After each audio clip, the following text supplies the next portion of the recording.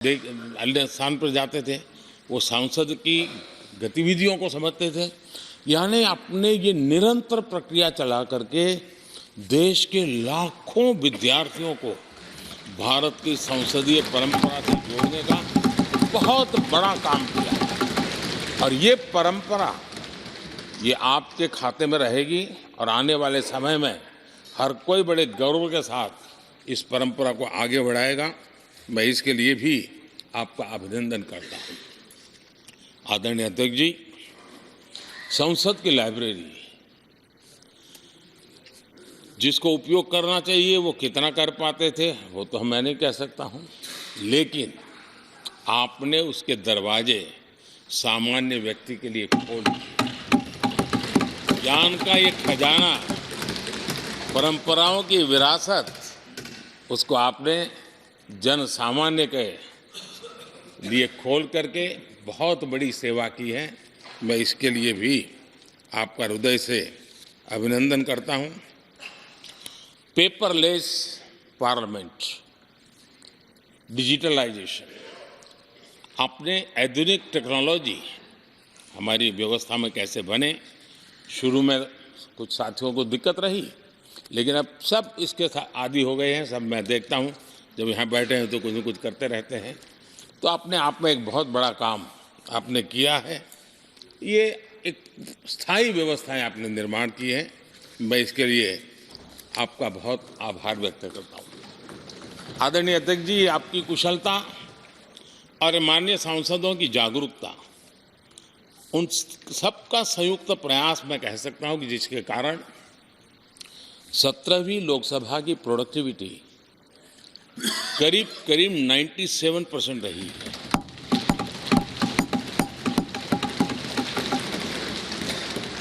97% productivity अपने आप में प्रसन्नता का विषय है, लेकिन मुझे विश्वास है कि आज जब 17वीं लोकसभा की हम समाप्ति की तरफ बढ़ रहे हैं, तब एक संकल्प लेकर के 18वीं लोकसभा प्रारंभ होगी कि हम हमेशा 100% से ज़्यादा प्रोडक्टिव वाली हमारी कार्यवाही करेंगे,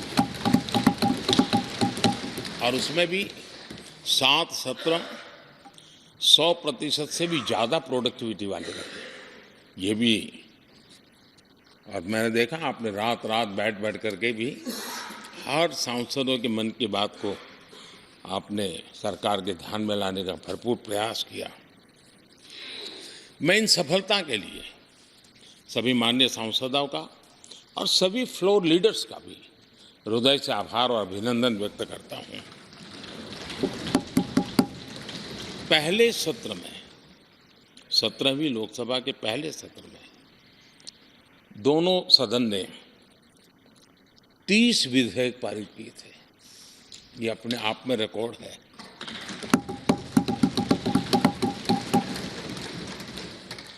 और एक नए बेंचमार्क 17वीं लोकसभा ने बनाए हैं।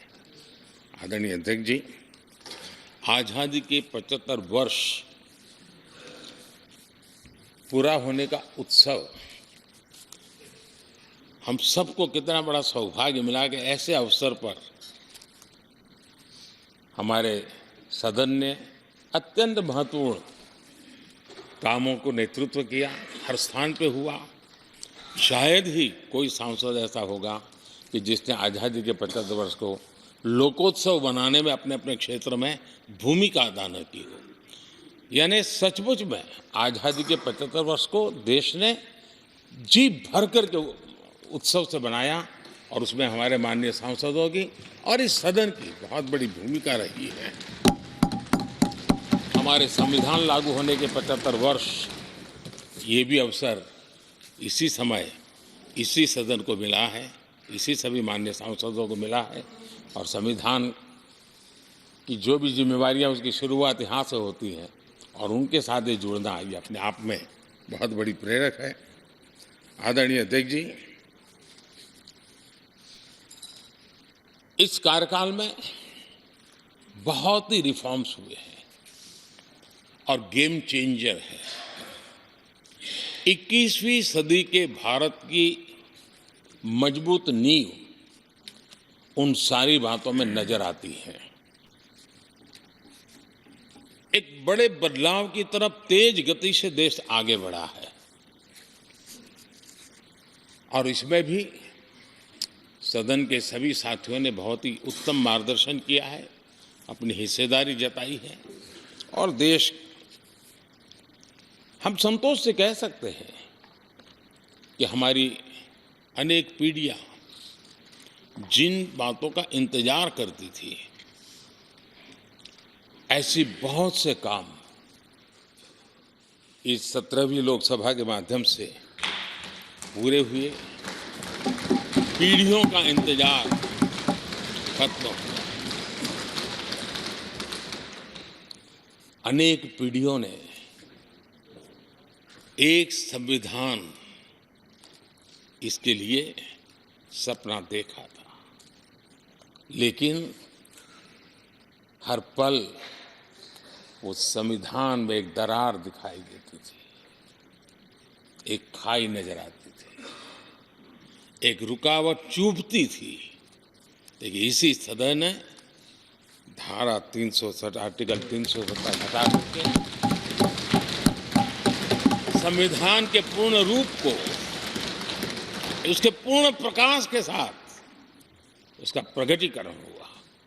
और मैं मानता हूं, जब संविधान के 75 वर्ष हुए हैं, जिन जिन महापुरुषों ने संविधान को बनाया है, उनकी आत्मा जहां भी होगी, जरूर हमें आशीर्वाद देते होंगे, ये काम हमने पूरा किया।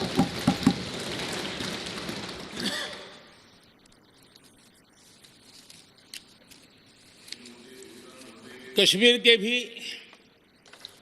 जम्मू कश्मीर के लोगों को सामाजिक न्याय से वंचित रखा गया था। आज हमें संतोष है कि सामाजिक न्याय का जो हमारा कमिटमेंट है, वो हमारे जम्मू कश्मीर के भाई बहनों को भी पहुंचा करके हम आज एक संतोष की अनुभूति कर रहे हैं।